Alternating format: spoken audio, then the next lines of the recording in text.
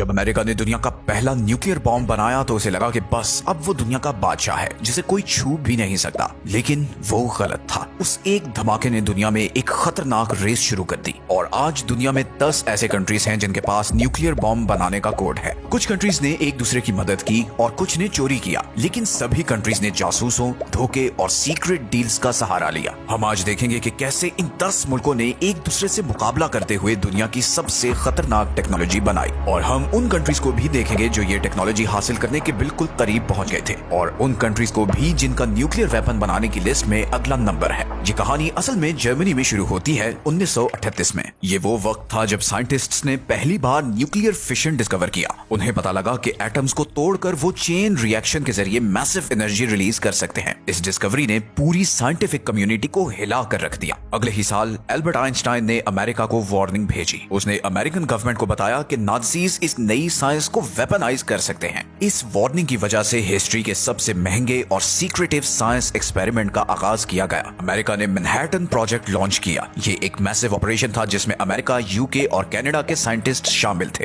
उन्होंने अपनी पूरी जीडीपी का तकरीबन 1% इस एक गोल पर खर्च कर दिया। वो जानते थे कि उनके मुकाबले में जर्मन्स हैं जो इस प्रोग्राम पर ऑलरेडी काम कर रहे हैं, लेकिन जर्मन्स को बहुत कम कामयाबी मिल रही थी। जर्मनी ने मई 1945 में सरेंडर कर दिया और तब तक उसने न्यूक्लियर बॉम्ब तैयार नहीं किया था। लेकिन फिर जुलाई 1945 में दुनिया हमेशा के लिए बदल गई। American president Harry Trueman, Joseph Stalin और विंस्टन चर्चिल पोट्सडम कॉन्फ्रेंस में वर्ल्ड वॉर 2 के बाद की दुनिया का डिजाइन डिस्कस कर रहे थे। उसी मीटिंग में हैरी ट्रूमैन को एक सीक्रेट मैसेज मिला कि न्यू मैक्सिको में ट्रिनिटी टेस्ट कामयाब हो गया है। अमेरिका अब न्यूक्लियर पावर बन चुका था। प्रेसिडेंट ट्रूमैन ने स्टालिन को बताया कि अब अमेरिका के पास न्यूक्लियर बॉम्ब आ गया है। वो एक्सपेक्ट कर रहे थे कि स्टालिन हैरान होंगे, लेकिन स्टालिन ने सिर्फ सर हिलाया और कहा कि उन्हें उम्मीद है कि अमेरिका इसे जापान के खिलाफ अच्छी तरह यूज करेगा। ट्रूमैन नहीं जानते थे कि स्टालिन को पहले ही इस बात का पता था। सोवियत यूनियन के जासूस मैनहट्टन प्रोजेक्ट के अंदर तक घुसे हुए थे। इंटरनली स्टालिन गुस्से में थे कि अमेरिका ने उनसे पहले बॉम्ब बना लिया है। अगस्त में अमेरिका ने जापान पर 2 न्यूक्लियर बॉम्ब्स गिराए और सेकेंड वर्ल्ड वॉर खत्म कर दी। लेकिन इन धमाकों का धुआं जैसे ही छटा, एक नई रेस शुरू हो चुकी थी। Soviet union nuclear club join करने वाला दूसरा मुल्क बन गया। उन्होंने अपनी रिसर्च 1941 में ही शुरू कर दी थी। वो तब ही अलर्ट हो गए थे जब उन्होंने नोटिस किया कि अमेरिकन और ब्रिटिश साइंटिस्ट्स ने अचानक न्यूक्लियर फिजिक्स पर पेपर्स पब्लिश करना बंद कर दिए हैं। उन्हें रियलाइज हो गया कि काम अब अंडरग्राउंड हो चुका है। जापान में तबाही देखने के बाद सोवियत प्रोग्राम ने फुल स्पीड पकड़ ली। उन्होंने अमेरिकन से बहुत ज्यादा डेटा चोरी किया था, लेकिन एक मसला था, वो बहुत शक्की थे। उन्हें डर था कि अमेरिकन डबल एजेंट्स उन्हें नुकसान पहुंचाने के लिए गलत डेटा फीड कर रहे होंगे। इसी वजह से उन्होंने चोरीशुदा डिजाइन पर पूरा भरोसा नहीं किया। उन्होंने जर्मन साइंटिस्ट्स को पकड़ा और उनके साथ ये सारी रिसर्च वेरीफाई की। वो उससे कई ज्यादा स्पीड से आगे बढ़े जितना वेस्ट एक्सपेक्ट कर रहा था। 1949 में सोवियत्स ने कजाकिस्तान में RDS-1 डेटोनेट किया और अमेरिकन मोनोपोली को खत्म कर दिया। इस कोल्ड वॉर में हथियारों की दौड़ अब ऑफिशियली शुरू हो चुकी थी। आप अज्यूम कर रहे होंगे कि तीसरा मुल्क शायद यूनाइटेड किंगडम होगा। आखिर ब्रिटिशर्स अमेरिकन के दोस्त थे। उन्होंने ट्यूब एलॉयज के नाम के प्रोजेक्ट में पहले ही काफी ग्राउंड वर्क किया हुआ था, पर क्विबेक एग्रीमेंट के मुताबिक उन्हें ये सारी रिसर्च अमेरिका को देनी पड़ी। इस एग्रीमेंट में लिखा था कि दोनों मुल्क आपस में टेक्नोलॉजी शेयर करेंगे, लेकिन 1946 में अमेरिका ने उस एग्रीमेंट को हवा में उड़ा दिया। उसने एक लॉ पास किया जिसने न्यूक्लियर इंफॉर्मेशन के एक्सचेंज को कट ऑफ कर दिया। वो न्यूक्लियर सीक्रेट्स को सिर्फ अपने तक रखना चाहते थे। ब्रिटेन शॉक्ड रह गया। उन्हें एहसास हुआ कि वर्ल्ड पावर रहने के लिए उन्हें खुद ही कुछ करना पड़ेगा। उनके पास अभी भी दुनिया की सबसे ज्यादा यूरेनियम सप्लाई थी और साथ में नॉलेज भी थी। उन्होंने बहुत तेज काम किया। 1952 में यूके ने ऑस्ट्रेलिया के साहिल पर अपना पहला बॉम्ब डेटोनेट किया, जिसे ऑपरेशन हरिकेन का नाम दिया गया, और इस तरह ब्रिटेन भी न्यूक्लियर कंट्री बन गया। लेकिन अब गेम बदल रही थी। जो बॉम्ब्स जापान पर गिराए गए थे वो फिजन बॉम्ब्स थे। अब 1950s में साइंटिस्ट्स किसी ऐसी चीज पर काम कर रहे थे जो इससे कहीं ज्यादा खतरनाक थी। वो थर्मो न्यूक्लियर वेपन्स बना रहे थे, जिन्हें हाइड्रोजन बॉम्ब्स भी कहते हैं। एटम्स को तोड़ने के बजाय ये बॉम्ब्स उन्हें आपस में फ्यूज करके बनाए जाते थे। ये बॉम्ब हिरोशिमा पर गिराए गए बॉम्ब से सैकड़ों गुना ज्यादा ताकतवर थे। ओपेनहाइमर जैसे साइंटिस्ट्स ने गवर्नमेंट को रिक्वेस्ट की कि इन्हें मत बनाओ। उन्होंने वार्न किया कि ये इंसानियत को तबाही की तरफ ले जाएगी, लेकिन प्रेसिडेंट ट्रूमैन ने उन्हें इग्नोर कर दिया। 1952 में अमेरिका ने आईवी माइक टेस्ट किया। ये पहला हाइड्रोजन बॉम्ब था। सोवियट्स ने 1955 में और ब्रिटिश ने 1957 में हाइड्रोजन बॉम्ब टेस्ट कर लिया। इंसानों का डिस्ट्रक्शन पोटेंशियल अब 1000 गुना बढ़ चुका था। न्यूक्लियर बॉम्ब बनाने वाला चौथा कंट्री फ्रांस था। फ्रांस स्विस क्राइसिस के दौरान बहुत शर्मिंदा हुआ था और उसे लगा कि सुपर सुपर पावर्स उसे दबा रहे हैं। उसने फैसला किया कि उसे अपना खुद का डिफेंस चाहिए ताकि उसे एक यूरोपियन सुपर पावर माना जाए। अमेरिका फ्रांस के न्यूक्स रखने के सख्त खिलाफ था। उसने बहुत डिस्करेज करने की कोशिश की, लेकिन प्रेसिडेंट चार्ल्स डी गॉल डटे हुए थे। उन्होंने ये कहा कि न्यूक्लियर वेपन्स फ्रेंच सॉवरेनिटी के लिए बहुत जरूरी है। फ्रांस ने अफ्रीका में अपनी कॉलोनीज जैसे मेडागास्कर और गैबोन से यूरेनियम सोर्स मंगवाना शुरू किया। फ्रांस अभी भी वर्ल्ड वॉर 2 की तबाही से रिकवर कर रहा था, लेकिन उसके साइंटिस्ट्स ने बहुत मेहनत की। 1960 में फ्रांस अल्जीरिया के सहारा डेजर्ट में गया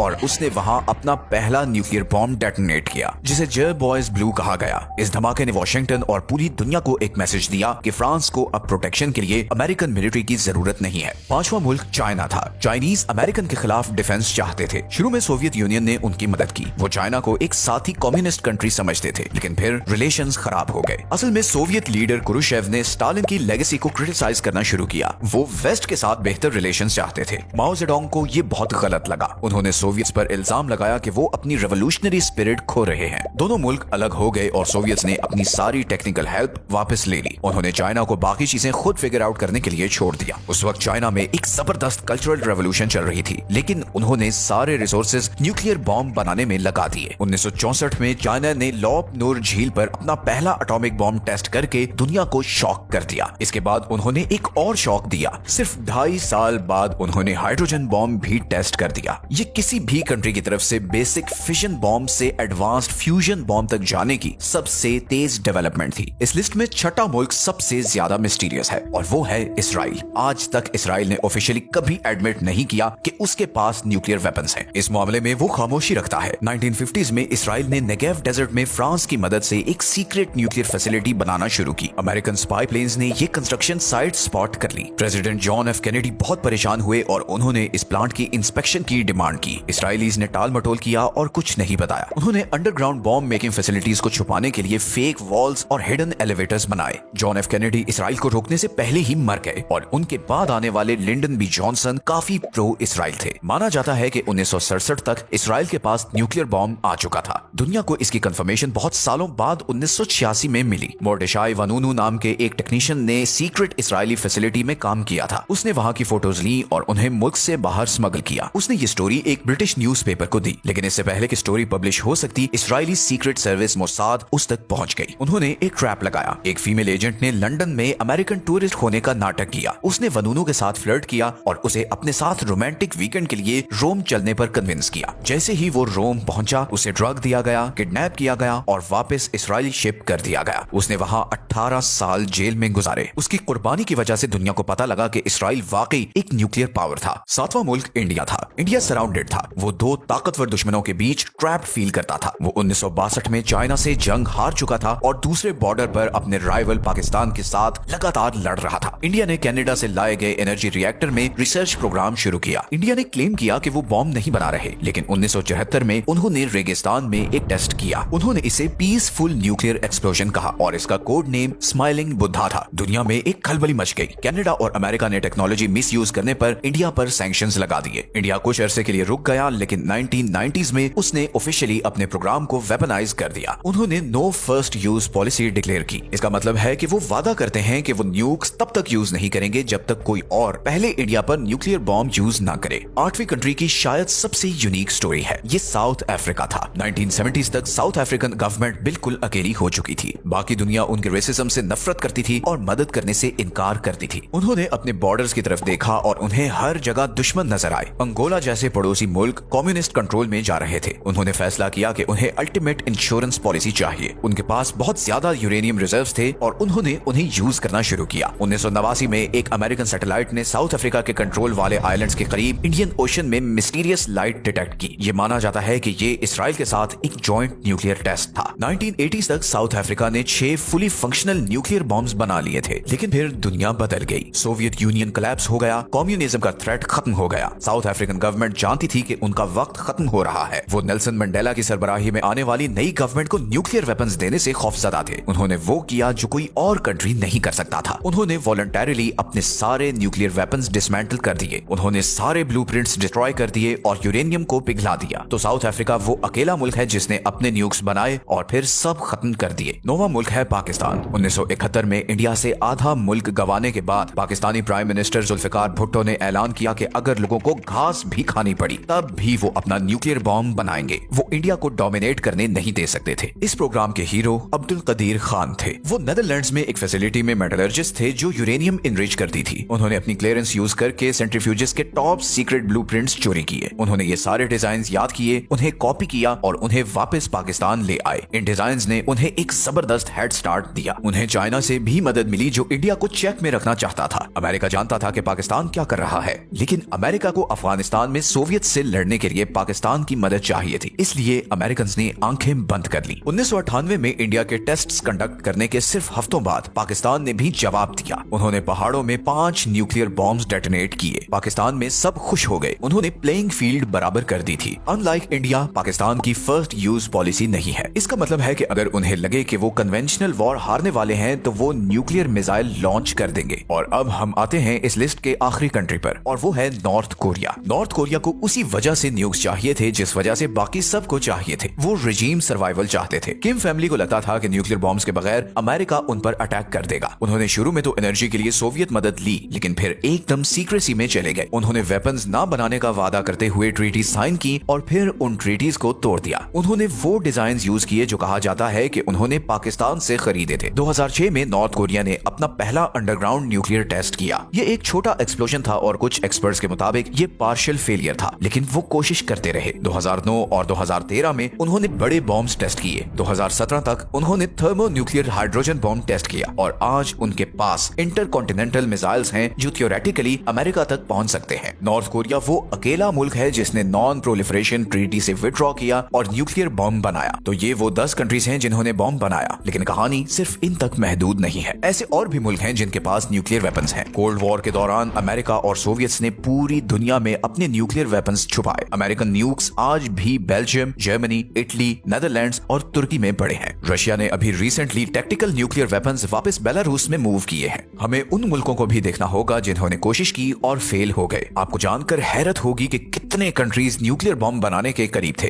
अर्जेंटीना और ब्राजील के पास मिलिट्री प्रोग्राम्स थे जो उन्होंने अबैंडन कर दिए। स्वीडन और स्विट्जरलैंड ने भी इस पर गौर किया था, लेकिन सबसे वोलेटाइल रीजन हमेशा से मिडिल ईस्ट रहा है। इराक के पास सद्दाम हुसैन के दौर में अपना न्यूक्लियर प्रोग्राम था। 1981 में इसराइल ने ऑपरेशन ओपरा लॉन्च किया और इराकी रिएक्टर पर एयर स्ट्राइक्स करके उसे तबाह कर दिया। 2007 में इसराइल ने यह दोबारा किया। उन्होंने सीरिया में एक सीक्रेट फैसिलिटी पर बॉम्ब गिराया जो नॉर्थ कोरिया की मदद से बनाई जा रही थी। इसराइल के लिए अब मसला ईरान है। ईरान सालों से यूरेनियम इनरिच कर रहा है। इसराइल और वेस्ट ने ईरान के न्यूक्लियर प्रोग्राम को टारगेट करके पीछे धकेल दिया है। एक और मुल्क है जिसे अक्सर नजरअंदाज किया जाता है और वो है जापान, जिसे एक्सपर्ट्स थ्रेशहोल्ड स्टेट कहते हैं। जापान के पास एडवांस्ड रॉकेट टेक्नोलॉजी और प्लूटोनियम के बड़े रिजर्व्स हैं। एक्सपर्ट्स मानते हैं कि अगर जापान चाहे तो वो महीनों में न्यूक्लियर वेपन्स बना सकता है। फिलहाल उनका पैसिफिस्ट कॉन्स्टिट्यूशन इसे रोकता है, लेकिन अगर एशिया में जियोपॉलिटिकल सिचुएशन बदलती है तो जापान कभी भी ट्रीटी तोड़ सकता है। और आखिर में हम उस चीज को नहीं भूल सकते जो समुद्रों की तह में है। ट्रीटीज और इंस्पेक्शन जमीन पर फोकस करती हैं, लेकिन न्यूक्लियर कंट्रीज की असल ताकत समुद्र की गहराई में है। America, Russia, UK, China, France और इंडिया सब न्यूक्लियर आर्म्ड सबमरीन्स ऑपरेट करते हैं। ये सबमरीन्स महीनों तक पानी के अंदर रह सकती हैं और इन्हें ट्रैक करना नामुमकिन है। ये इंश्योर करती हैं कि अगर मुल्क मैप से मिट भी जाए तो उनकी सबमरीन्स दुनिया में कहीं से भी रिटेलिएटरी स्ट्राइक्स लॉन्च कर सकती हैं। ये म्यूचुअली अश्योर्ड डिस्ट्रक्शन का कॉन्सेप्ट है। ये वही डेंजरस लॉजिक है जिसने 80 सालों से अमन कायम रखा हुआ है। ये टेक्नोलॉजी जो जर्मनी में एक लेबोरेटरी में शुरू हुई थी अब मैप के हर कोने में फैल चुकी है। हमने न्यूक्लियर क्लब को सिर्फ एक मेंबर से ग्रो होकर 10 तक जाते देखा है। ये टेक्नोलॉजी तो पुरानी है, लेकिन इसके ब्लूप्रिंट्स हर तरफ मौजूद हैं। अगले मुल्क को रोकने वाली वाहिद चीज पॉलिटिक्स है, साइंस नहीं। और अब सबसे खतरनाक सवाल ये है कि न्यूक्लियर बॉम्ब बनाने वाला वो 11वां कंट्री कौन होगा।